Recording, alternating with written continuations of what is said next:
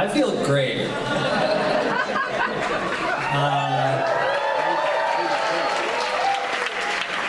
It's nice to have a moment that's just me before the actors get up here, so you can really soak in who did this. I'm bullshitting right now. I really need our great cast to come out. Do we have anyone? I'll start going one by one. Oh, there's someone. All right, Sadie, come on out.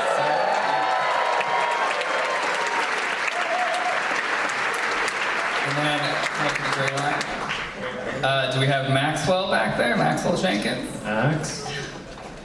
No? Where did everyone go? Everyone just went to the loo. Oh, they went to the loo. She's English. Could you believe that? It's American. You thought that was an American person. It was not. Twist. What? I gotta go.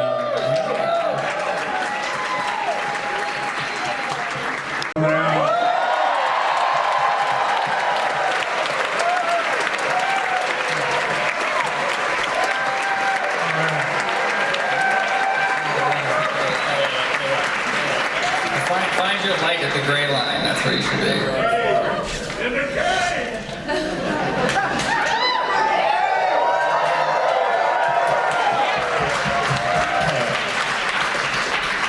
All right, now I have lots of questions about this film, but we'll start small. I mean, how did it come about? You two have worked together, but what's the origin for this? Predates me. Hi, everybody. Thanks for coming out. I'm Mike Nyland. I'm the writer of the movie. The origin of the film was I was stuck inside, like all of us, over COVID. And I have twin sons who at the time were 12. They're now 16. And I tried to keep them entertained at dinner as much as possible and keep them from fighting with each other, which that scene is reflected. And I made up this story based on them as the two leads. They followed the story much closer, any story I told if they were the heroes. So that was the general idea, and made it all the way here.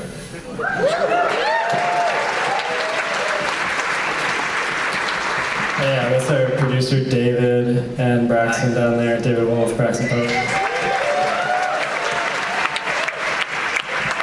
And what were your and Nick Cage's first conversations about for this? So we had made The Trust together, Fantastic movie. and played Which here. was here. This very thing, amazing. In the same room.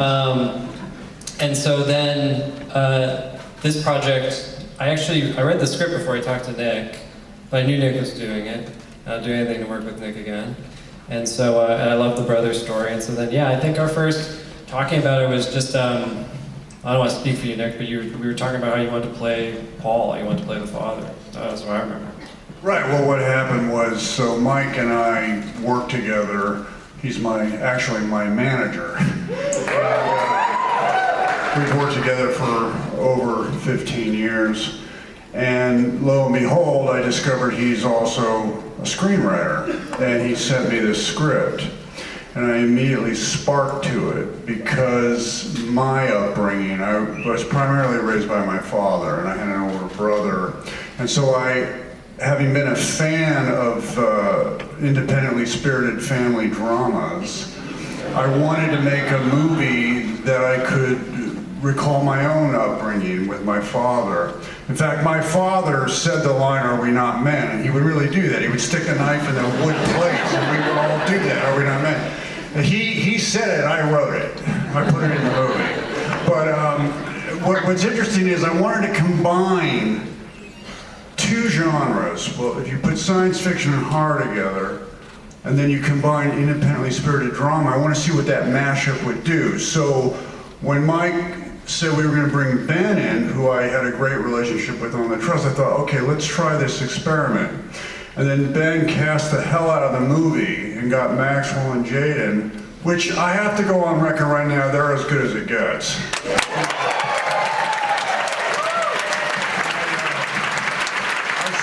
saw the movie for the first time with you right now. I have not seen the movie until now, even though I'm a producer. I saw little cuts here and there, but they didn't let me, I wasn't invited to like see it before they locked it. That's how that rolls with actors, you know? But anyway, I got to work with these two and I learned so much from them. They keep me interested, keep me on top of my game. So I'm so thankful I got to work with you guys. You're brilliant.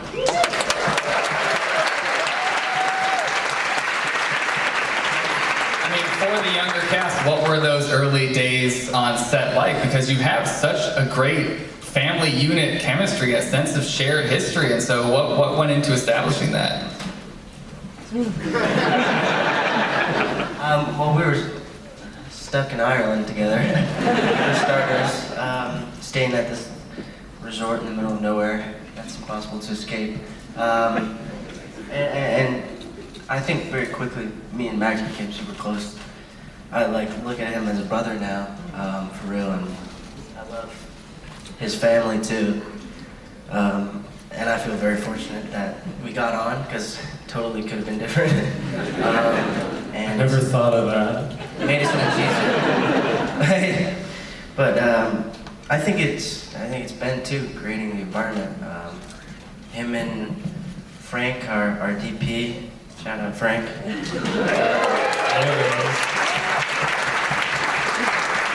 And Zach too, like the environment you guys created, because you're all just buddies, and even the way you shot it, how loose it is, and you never, like Nick said before, like you never know when the camera's gonna be on you, and that loose environment, that camaraderie was special.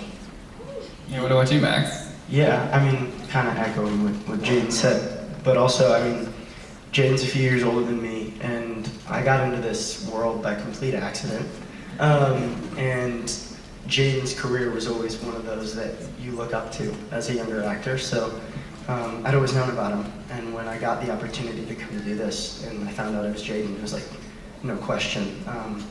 But it also helped that he was an amazing human being, and he is like a brother to me now, so absolutely. And what about you, Katie? What about you coming on? What were your early days on set like? Well, I actually found out I got the role a week before we started filming, so I was pretty nervous going in, but I think the cast, I mean, Jaden and Max were just phenomenal. They're such wonderful people to work with and also be friends with. I mean, we did golfing in the resort. We had a great time. But it was such a welcoming set. I've worked at the studios before. I worked with some of the crew before, and it was just the most lovely group of people, and obviously fostered by this man here. It was just such a treat, such a treat. Now, I have to know a lot more about the Inhuman cast in this. And I'm curious, if, for those who don't know, Ben has a huge VFX background. And I'm curious, where did the design process start there? How hands-on were you for the VFX of your own film? How much did you let go? Yeah, I did a lot of the VFX in this, so yeah, my background in VFX is I worked on a movie called Everything Everywhere All at Once that premiered there. Zach Stoltz was the head of VFX on that, and so I dragged him to Ireland to work on this. Zach was also the second unit director of this movie, and so we have a company called Pretend, and our thing was that we want to see if we can make, big worlds with small movies, knowing what we know how to do, and we've worked in the industry, but we're self-taught, and we specialize in using software that anyone can use. So there's a ton of CG work in this that I did in a program called Blender, which is completely free.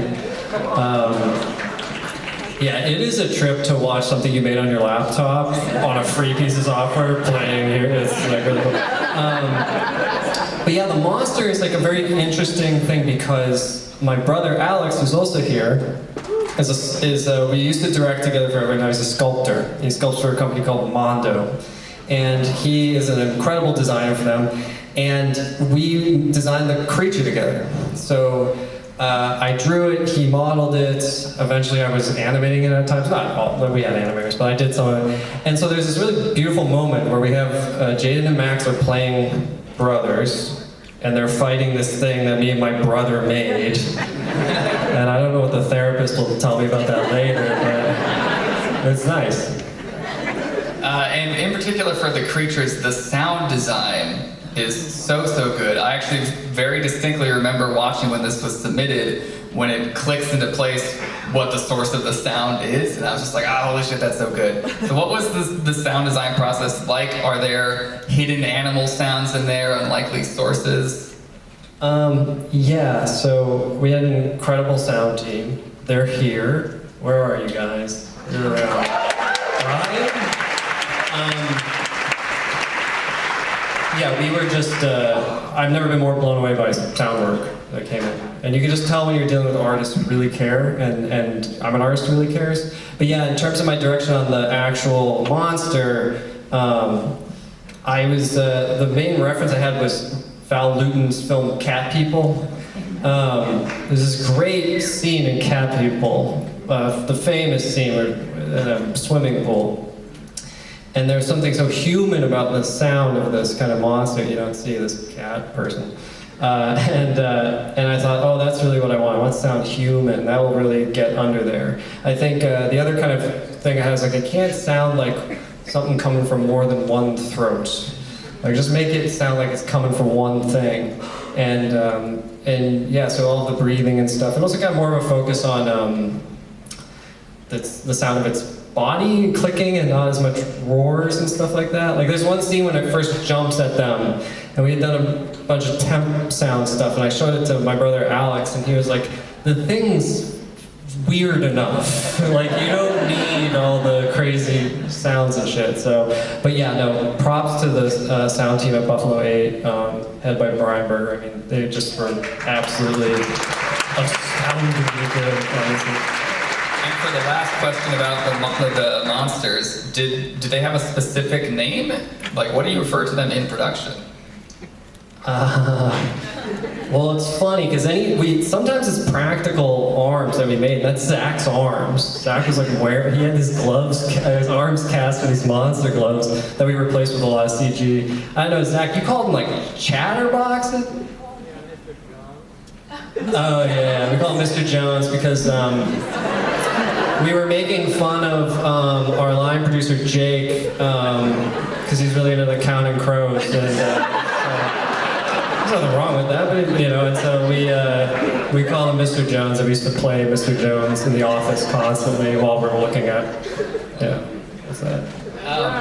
And I mean, this has such an incredible look to it, and then also just the location work obviously lends a huge amount of production value. Can you talk about shooting where you did and what it was like as you guys were all self-contained there? What was that? Yeah, I mean, Ireland, I'll say really quickly and then other people can talk. Ireland was the best crew ever. I mean, they were just unbelievable. Shoots in Ireland. Also, just the movie has a gorgeous look to it. We shot in the winter, and you got this really nice low light all day, and just kind of we were blessed in that way. But yeah, I cannot speak highly enough of the Irish crew. They're the most hardworking people. And also, not to keep going on about Irish crews, but they have an amazing character. They support each other because there's tension on set will happen, but I've never seen a crew diffuse each other's tension with humor and just all this stuff. Yeah. So that's kind of what I think about, is just how much I love working with our Irish crew. But anyone else? Ireland? I mean, yeah, just not to talk too much about the Irish crew, but yeah, I've been grateful to work with some amazing crews in Chicago and Vancouver, and but the Irish crew are really special. Yeah, we had a limited amount of time to do this, and we knew it was going to be run and gun, and there couldn't have been a better crew to make our jobs easier. Especially, I just want to give a shout out to the hair and makeup department, because if you guys didn't notice, my hair is pretty chopped up in that movie. And yeah, our amazing hair designer, Linda, she we went through like this whole lookbook and talk about what we were going to do with my hair, and it really was such a great way into the character to look in the mirror every morning and see that. It didn't let you escape it, so it was great. One other thing about Ireland is how cinematic it was. I think the movie, like the way Ben shot it and Frank shot it, like it really added just so much to the landscape of the movie and the texture and you know, the day and night of it all of the movie. So I think it was an awesome place for not only the crew but also just the cinema and the beauty of the movie, which is a real testament to Ben and the actors and everyone up here. Just real quick, one thing we did not conquer about Ireland was golf. So Sadie said that they played golf. They did not. We got kicked off. They tried to play golf, and they were immediately kicked out for not having, well, I don't know, because then we were like, oh, they got kicked off. Well, you know, me and Frank and Jake and Zach were like, oh, we're gonna go play golf. Yeah, we'll see how. And we got like ushered basically off the course. So yeah, we did not conquer golf. We showed our not belonging. And you guys were so mad. That was very funny. Yeah, they didn't like my Doc Martens on the golf course, field, whatever you call We it. came wearing our Sunday best, and they Yeah, we did dress up for this. I went back and You guys all changed came out to talk about golf, didn't you? Well, I do have another question for you specifically. I mean, you're such a student of film. What were your reference points for this character? What did you two talk about? What did you and the writer talk about? What it is it's a mashup for me. It's my two favorite genres, the independently spirited family drama, think East of Eden or Ordinary People, and then it's the sci-fi horror, and then you put those two together and maybe you get Arcadian. That's what I was interested in.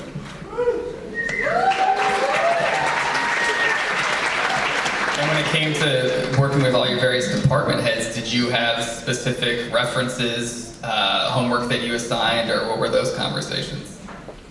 Particularly with the production design, because the production design is great. And for a dystopian film or a post-apocalyptic film, it still has its own distinct, unique world building. Thanks, Talk about that. Shane McEnroe was our production designer, fantastically talented. I really want everybody on the film to enjoy what they're making, and so I try to guide it, but if I get the sense that I'm seeing somebody's vision, I don't want to get in the way of it. I just think if you're building something that makes sense to you, that's going to come out better.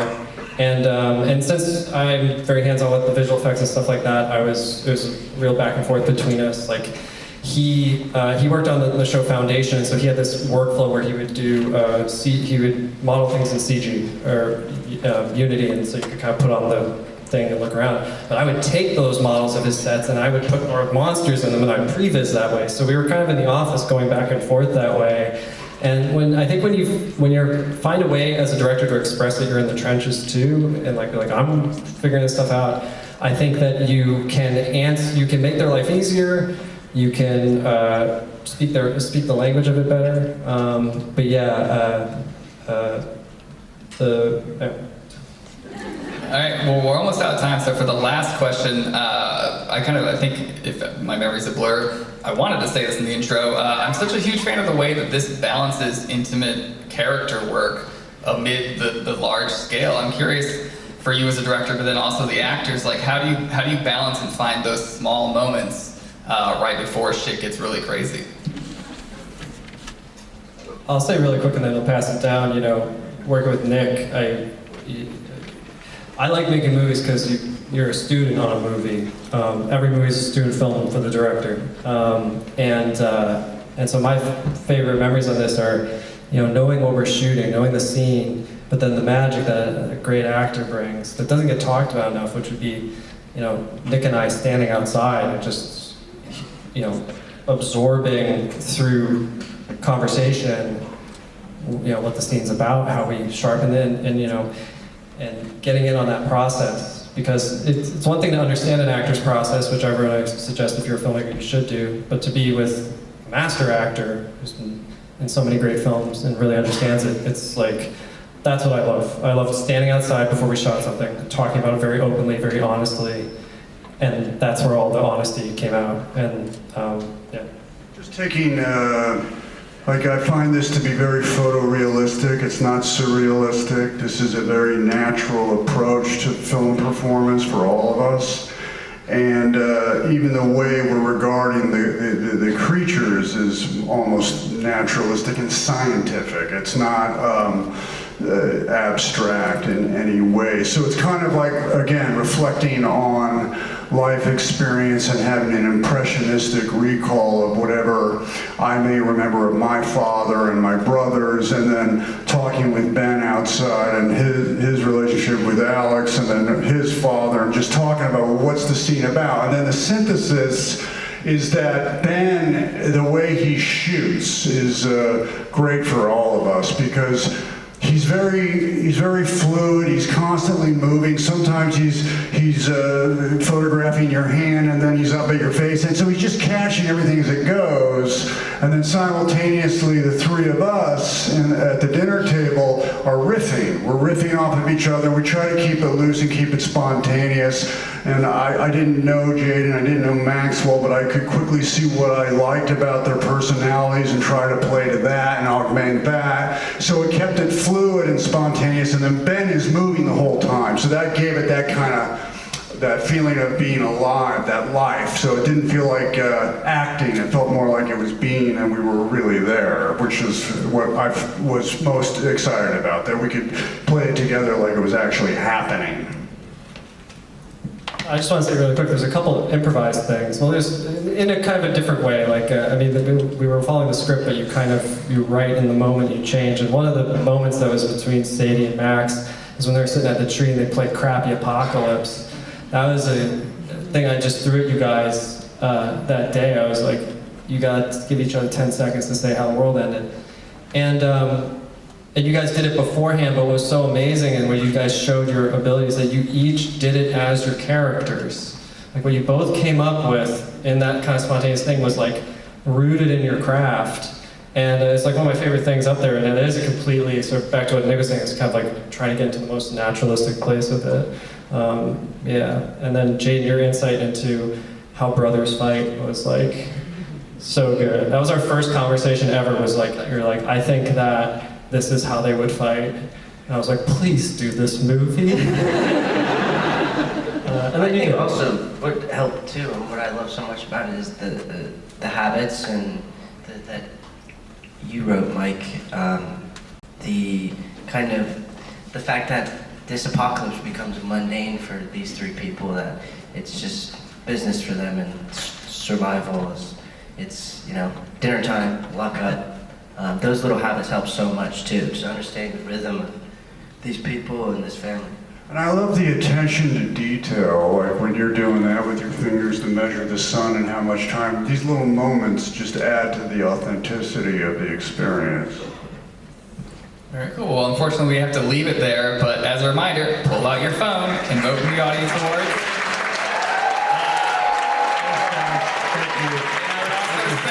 Make sure you log in on Letterboxd. Letterboxd makes a big deal. This is an independent film, so support it on TikTok, Instagram, Twitter, everything you got. Thank you.